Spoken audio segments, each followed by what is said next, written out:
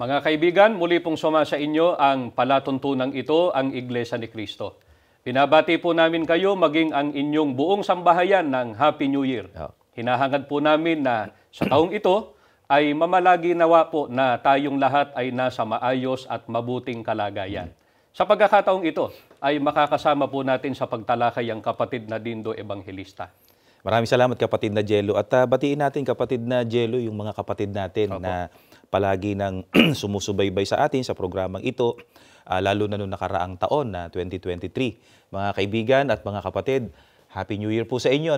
Sana ay samahan niyo po kami sa gagawin na naman namin pagtalakay sa buong taong ito, 2024. At gusto kong batiin, kapatid na Jello, ang mga kapatid natin dyan sa lokal po ng F. Manalo sa distrito ng Caloocan North. Maraming salamat po sa inyong patuloy na pagsubaybay. Binabati din po namin ang mga kapatid sa Iglesia ni Cristo dyan po sa distrito po ng Quezon City na walang sawa pong sumusubaybay sa ating palatuntunan. At ipinag-aanyaya pa nila sa ating mga kaibigan, di ba? Mga kaibigan, kaakibat po ng pagpapalit ng taon ay naghahangad po tayong lahat na bumuti ang kalagayan ng ating buhay dito po sa mundo. Hindi lamang po ang maging sagana ang kabuhayan, kundi maging payapa rin, masaya at panatag sa atin pong pang-araw-araw na pamumuhay. Sa ikatutupad po ng hangaring ito ay sinisikap po ng tao na tumuklas ng mga karunungan at palaguin pa po ang kanyang kaalaman sa iba't ibang larangan. Sa paniniwalang yun po ang ikabubuti ng kanyang buhay. Subalit, mga kaibigan, bagamat naghahangad po ang tao na mapabuti ang kanyang kalagayan sa mundo, mapapansin po natin na marami po sa mga ibinabalita sa telebisyon, sa radyo, sa dyaryo at maging sa internet ay masasamang balita. Kung mayroon man pong mabubuting balita, subalit kapuna-puna po na ang nakahihigit pa rin ay ang masasamang balita. Bakit po kaya ganoon, kapatid na Dindo? Bakit po kaya sa takbo ng mga pangyayari ay bigo pa rin po ang tao sa ganang kanyang sariling kakayahan na mapabuti po ang kanyang buhay? Walang ibang makasasagot niyan, kapatid na Jello, kundi ang Biblia. At pakinggan po ninyo, ganito po ang ating mababasa dito po sa Isaias, sa 59, 7 hanggang 9. Tinatakbo ng kanilang mga paa ang kasamaan, at sila'y nangagmamadaling magbubo ng walang salang dugo. Ang kanilang mga pag-iisip ay mga pag-iisip ng kasamaan. Kawasakan at kagibaan ay nasa kanilang mga landas. Ang daan ng kapayapaan ay hindi nila nalalaman, at walang kahatulan sa kanilang mga lakad. Sila'y nagsigawa para sa kanila ng mga likong landas. Sino mang lumalakad doon ay hindi nakakaalam ng kapayapaan. Kaya't ang kahatulan ay malayo sa amin o umaabot man sa amin ng katwiran. Kami nagsisihanap ng liwanag, ngunit narito kadiliman ng kaliwanagan, ngunit nagsisilakad kami sa kadiliman. O mga kaibigan, nais po namin ipapansin sa inyo ang sinasabi sa talata na tinatakbo ng kanilang mga paa ang kasamaan. At sila niya ay nangagmamadaling magbubo ng walang salang dugo. Ang kanilang mga pag-iisip ay mga pag-iisip ng kasamaan. Kaya hindi po tayo dapat magtaka, kapatid na Jello at mga kaibigan, kung ang mga nababalitaan natin sa panahong ito, lalo na, kagaya ng binanggit mo kanina, mga kasamaan, karahasan, kriminalidad, terorismo, at iba pong mga kauri pa nito. At ang mga pangyayaring yan, kapatid na Dindo, ay hindi lang po dito sa ating bansa nagaganap. Yan po ay problema din sa buong mundo. Totoo yan, kapatid na Jello. Subalit mga kaibigan, ang sabi nga po doon sa talatang ating binasa, tungkol doon sa pagsisikap na ginagawa ng tao, balikan natin ang sinasabi doon. Ang sabi, kami nagsisihanap ng liwanag, ngunit narito kadiliman ng kaliwanagan, ngunit nagsisilakad kami sa kadiliman. Nabanggit po ninyo kanina, kapatid na Dindo, na sa kabila po nung pagsisikap ng mga nasa kapangyarihan, ay patuloy pa rin po ang paglubha o paglala ng kriminalidad, maging ang karahasan sa iba't ibang panig ng mundo. Yung kasi ang nababalitaan natin, di ba? At bukod po dyan, yung patuloy po na paglala ng kahirapan. Halimbawa nga po, yung patuloy na pagtaas ng presyo ng mga bilihin. Oo, naku, wala na yatang katapusang pagtaas yan, ano? Opo, at yung iba't iba pa pong mga problema na lalong nagpapalala sa kahirapan ng buhay ng tao. Tama yan. Ang itatanong natin ngayon sa Biblia, kapatid na Dindo, bakit po kaya sa kabila ng pagsisikap ng tao ay hindi pa rin niya magawa na mapabuti ang kanyang buhay dito sa mundo? Kahit na ibinibigay naman po niya ang kanyang buong makakaya. Alam niyo mga kaibigan, may mababasa po tayo sa Biblia na pinakasagot doon sa tanong ng kapatid na Jello. Dito po sa Job, sa 4:17 hanggang 21, pakinggan ninyo. Ang tao ba ay matuwid sa paningin ng Diyos? Sa harapan ng may lalang, malinis ba ang kanyang loob? Kung sa kanyang mga anghel, di lubusang nagtiwala, sapagkat ang mga ito'y may pagkukulang ding nagawa. Paano siya magtitiwala sa taong mula sa alabok? Tulad ng gamo-gamo, ito ay marupok. Ang tao, buhay ngayon. Mamaya ay, aywan ko nga. Baka bangkay ng malamig. Di ba alam nitong madla? Ang lahat ng taglay niya, mapaparam, mawawala. At siya ay mamamatay. Wala pa ring pangunawa. Talagang hindi po magagawa ng tao na mapabuti ang kalagayan niya sa mundo sa sarili niyang kakayahan. Dahil bukod po sa, ayon nga sa narinig natin, may limitasyon po ang magagawa ng tao. Bakit? Kasi ayon sa Biblia, ang buhay ng tao marupok. Itinulad nga po saan kapatid na Jello? Sa gamo-gamo na marupok ang buhay. Subalit kapatid na Dindo, maaaring ipagmalaki po ng tao ang kanyang taglay na kayamanan, karunungan, o yung masasabi po na naging achievement niya sa kanyang buhay. Yun po kaya makapagpapatibay sa buhay na taglay ng tao? May binasa po tayo doon sa talatang ating binasa. Di ba? Ang sabi doon ang lahat ng taglay niya, mapaparam, mawawala.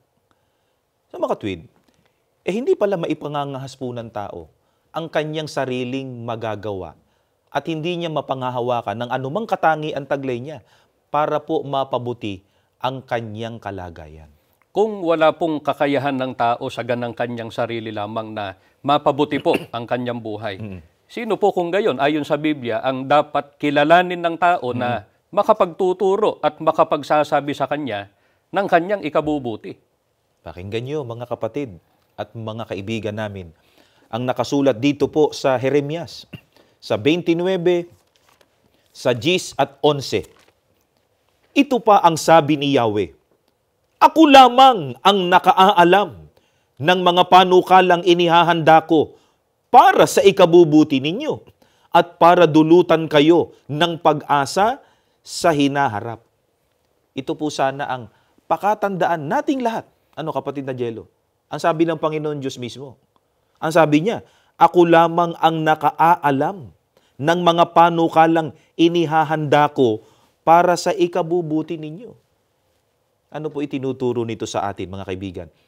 Na kung nais po ng tao na mapabuti, wala siyang ibang dapat asahan, kundi ang Panginoon Diyos. Kailangan pong malaman at maunawaan niya kung ano po ang panukala o katumbas ay plano na inihanda ng Panginoon Diyos sa ikabubuti ng tao. At kapag nalaman yun ng tao, yun ang dapat nating gawin.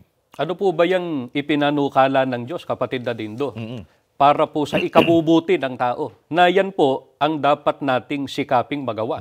Pakinggan po ninyo, mga kaibigan, ang sagot muli ng Biblia. Dito po sa Efeso, sa 1:8 hanggang 10. Na ipinadama niya sa atin, binigyan niya tayo ng karunungan at kabatiran, upang lubos nating maunawaan ang kanyang lihim na panukala na isa sa katuparan sa pamamagitan ni Kristo pagdating ng takdang panahon. Ang panukalang ito ay pag-isahin kay Kristo ang lahat ng nasa langit at nasa lupa. Ito po, mga kaibigan, ang panukala, plano ng Panginoon Diyos para po ang tao mapabuti. Na ang lahat anya pag-isahin sa ating Panginoong Hesukristo. Kapatid na Dindo, paano po kaya matutupad yung panukala ng Diyos na papag-isahin po ang lahat sa ating Panginoong Hesukristo. Ito po ang sagot, mga kaibigan. Dito po sa Efeso, sa 1, sa talatang 10. Upang isakatuparan sa takdang panahon, upang tipunin ang lahat ng bagay sa langit at sa lupa at ipailalim sa isang Pangulo na walang iba kundi si Kristo. Mga kaibigan, para po maisakatuparan ang plano o panukala ng Panginoon Diyos na ang lahat po ng tao ay pag-isahin sa Panginoong Hesukristo, kailangan po na ang lahat ng tao ipailalim, kapatid na Jello. Ipailalim kanino? Sa isang Pangulo lang. Na kung sino yung Pangulo, ang sabi po ni Apostol Pablo, walang iba kundi si Kristo. Sana po mga kaibigan, napansin po ninyo na hindi po nais ng Panginoon Diyos na tayo ay magkakahiwalay. Tama. Ang nais po niya ay magkakasama tayo. Kapatid na dito, baka po may magsabi po ng ganito. Paano po natin matutupad o magagawa yung panukala ng Diyos na tayo ay matipon o magsama-sama sa Panginoong Hesukristo? Gayong si Kristo po ay nasa langit na. Oo nga naman. At ang mga tao po ay magkakahiwalay naman ng lugar o dako. Mga kaibigan, tulad po ng lagi namin ginagawa at siguro po ay napapansin ninyo, ang mga kasagutan po sa mga katanungan ay sa Biblia po natin binabasa. Ganito po ang nakasulat dito po sa Efeso sa 1, sa 10, 22 hanggang 23. Upang isakatuparan sa takdang panahon, upang tipunin ang lahat ng bagay sa langit at sa lupa, at ipailalim sa isang Pangulo na walang iba kundi si Kristo. Ang lahat ng bagay ay ilalagay ng Diyos sa ilalim ng kanyang mga paa. At siya'y itinalagang ulo ng lahat ng bagay para sa iglesia na kanyang katawan. Ang kapuspusan niya na pumupuspos sa lahat ng bagay sa lahat ng paraan. Mga kaibigan, matutupad po ang panukala ng Panginoon Diyos na papag-isahin ang lahat ng tao sa Panginoong Hesukristo sa pamamagitan po ng iglesia. Kung bakit po ay sapagkat ang iglesia, tulad po na narinig ninyo, ay katawan ng Panginoong Hesukristo. At ang Panginoong Hesukristo po ang ulo nito. Kaya dapat naroon, kapatid na Jello, mga kaibigan, dapat po naroon ang lahat ng tao doon sa katawan o ang iglesia na pinangunguluhan ng Panginoong Hesukristo. Kaya nga po mga kaibigan, hindi po sapat na sabihin lang ng tao na sumasampalataya siya at tinatanggap na niya ang Panginoong Hesukristo ay kasama na siya sa mga taong natipon kay Kristo. Ano po, kailangan upang ang tao ay makabilang sa mga pinag-isa sa Panginoong Hesukristo. Dapat po ay kabilang siya sa iglesia na pinangunguluhan ng Panginoong Hesukristo. At kapatid na dindo, marahil ay meron pong nagtataka o kaya ay nagtatanong sa ating mga taga-subaybay kung paano po nangyari na ang iglesia, yung tunay na iglesia, ay naging para po sa ikabubuti ng tao. O edi, itanong natin muli sa Biblia. Ganito po ang ating mababasa. Dito po sa pahayag ni Apostol Pablo sa Efeso, sa 3, ang talata po ay 21. Nawa ay mabigyan siya ng kaluwalhatian, kailanman, sa walang katapusang panahon, dahil sa kanyang pangunahing panukala ng kaligtasan para sa iglesia sa pamamagitan ni Hesukristo. Mga kaibigan, ang linaw po Ang iglesia po ay para sa ikabubuti ng tao sapagkat ayon po kay Apostol Pablo, hindi po ayon sa amin, ang pinanukala ng Diyos na kaligtasan para kanino? Para doon sa iglesia. Isipin lang po natin mga kaibigan, may hihigit pa po ba rito? Dito sa panukalang ito ng ating Panginoon Diyos na kaligtasan ng tao, na ito po ay nasa iglesyang katawan ng Panginoong Hesukristo. Natitiyak po natin wala, kapatid na dindot, mga kaibigan. Kaya marapat lamang po na pag-ukulan ng tao ng lalong malaking pagpapahalaga ang tunay na iglesia. Sapagkat ito po ang ipinanukala ng Panginoon Diyos para po sa kaligtasan ng tao. Kapatid na dindo, bakit po kaya ang iglesia ang siyang ipinanukala ng Diyos para sa kaligtasan ng tao? Ano po ba ginawa ng Panginoong Hesukristo sa kanyang iglesia? Ganito po ang sagot sa Efeso 1:5 at 7.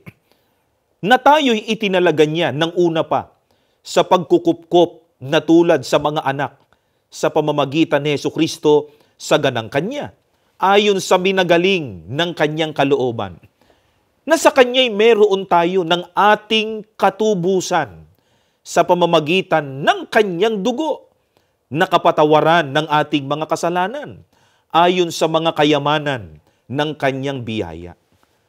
Mga kaibigan, tiniyak po na sa pamamagitan ng pagtubos ng Panginoong Hesukristo sa pamamagitan ng kanyang dugo, tatanggapin po ng tao ang kapatawaran ng kanyang kasalanan.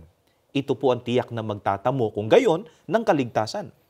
Marahil ay sinasabi po ng iba, kapatid na din doon na, kung gayon wala na tayong problema sapagkat nang mamatay si Kristo ay natubos na niya ang kasalanan ng lahat ng tao. Iyan po ang malaganap na paniniwala ngayon eh. Ngunit yung paniniwalang yan, kapatid na din doon, yan po ba'y tama at sang-ayon sa itinuturo ng Biblia? Nakalulungkot mang sabihin, kapatid na Jello, na yung ganong malaganap, sabi mo nga, malaganap na paniniwala ng tao, mali. Kung bakit, mga kaibigan? Sapagkat ang Biblia po, tinitiyak kung alin lamang ang tinubos ng ating Panginoong Jesucristo sa pamamagitan ng kanyang dugo. At yan ay mababasa po natin. Dito po sa Biblia, sa Gawa 20:28, pakinggan po ninyo at ganito ang ating mababasa.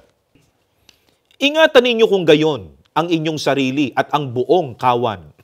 Narito'y hinirang kayo ng Espiritu Santo na mga katiwala upang pakanin ang iglesia ni Kristo na binili niya ng kanyang dugo. Mga kaibigan, ang binili o tinubos ng Panginoong Hesukristo ng kanyang dugo, ayon po sa Biblia, ay ang iglesia ni Kristo.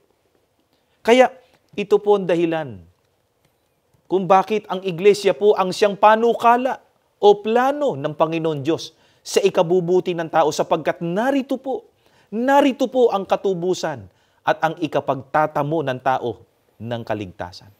At nais po naming bigyang diin na ang katubusan po ay hindi po para sa lahat ng iglesia, kundi malinaw po ang sabi sa talata. Iglesia ni Kristo ang binili o tinubos ng dugo ng Panginoong Hesukristo. At nais din po naming liwanagin, mga kaibigan, sa pamamagitan din ng Biblia, sa ating ginagawang pag-aaral, na hindi po namin itinuturo na ang iglesia ang tagapagligtas. Opo. Kapatid na Jello.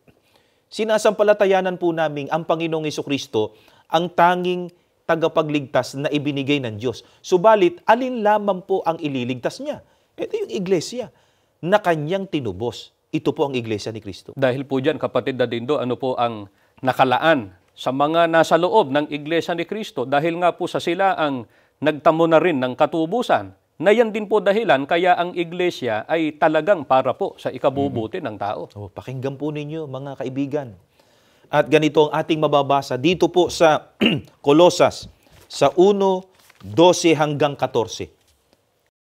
Magpasalamat kayo sa Ama, pagkat minarapat niya kayo bilang mga tagapagmana ng kaharian ng liwanag, kasama ng mga banal. Iniligtas niya tayo mula sa kapangyarihan ng kadiliman at dinala sa kaharian ng kanyang anak na minamahal. Sa pamamagitan niya, tayo'y tinubos at pinatawad sa ating mga kasalanan. Mga kaibigan, ang biyaya pong nakalaan sa mga nagtamo ng katubusan at kapatawaran ng kasalanan, ayon po sa ating binasa, ay magiging tagapagmana, kapatid na Jello. Tagapagmana ng kaharian ng liwanag. Alin po ba itong kaharian, kapatid na dindo, na mamanahin ng mga nasa iglesia ni Kristo? At ano-ano po ang mga kabutihang matatamo ng tao doon? Basahin po natin agad. Dito po sa Apokalipsis, sa 21:1 hanggang 4. At nakita ko ang isang bagong langit at isang bagong lupa, sapagkat ang unang langit at unang lupa ay naparam na at wala na ring dagat. Nakita ko ang banal na lungsod, ang bagong Jerusalem, bumababang buhat sa langit, galing sa Diyos. Nagagayak ang mabuti na animoy babaeng handang pakasal sa kanyang mapapangasawa. At mula sa trono'y narinig ko ang isang malakas na tinig na nagsasabi, "Ngayon, ang tirahan ng Diyos ay nasa mga tao, at siya'y makakasama nila. Sila ang magiging bayan niya, at ang Diyos mismo ay makakasama nila, at siya ang magiging Diyos nila. Papahirin niya ang bawat luha sa kanilang mga mata. Mawawala na ang kamatayan, ang kapigatian, ang pagluha, at ang hapdi at kirot, pagkat lumipas na ang mga bagay na ito." Ang kaharian po, mga kaibigan, na mamanahin ng mga natubos, yun ang Iglesia ni Cristo, ang bayang banal. Doon po ang tao, narinig ninyo, hindi naluluha, wala ng mga kapigatian, hapdi, kirot, at higit po sa lahat, wala ng kamatayan. Kaya nga doon may buhay na walang hanggan. Kaya kung biguman po ang tao na makamit ang hinahangad niyang pagbabago at kabutihan sa buhay po na ito, subalit hindi siya mabibigo sa kabutihan at kaligtasang pinanukala ng Panginoon Diyos sa pamamagitan ng Iglesia ni Cristo. Mga mahal po naming taga-subaybay, ito po ang dahilan kaya sa pangunguna ng aming tagapamahalang pangkalahatan, ang kapatid na Eduardo B. Manalo, ay sinisikap po namin na ang katotohanan ito na mula sa Biblia ay ibahagi po namin sa inyo upang magkasama-sama po tayong lahat sa loob ng tunay na iglesia na panukala ng Panginoon Diyos para po sa ikabubuti ng tao. Maraming salamat po sa inyong ginawang pagsubaybay.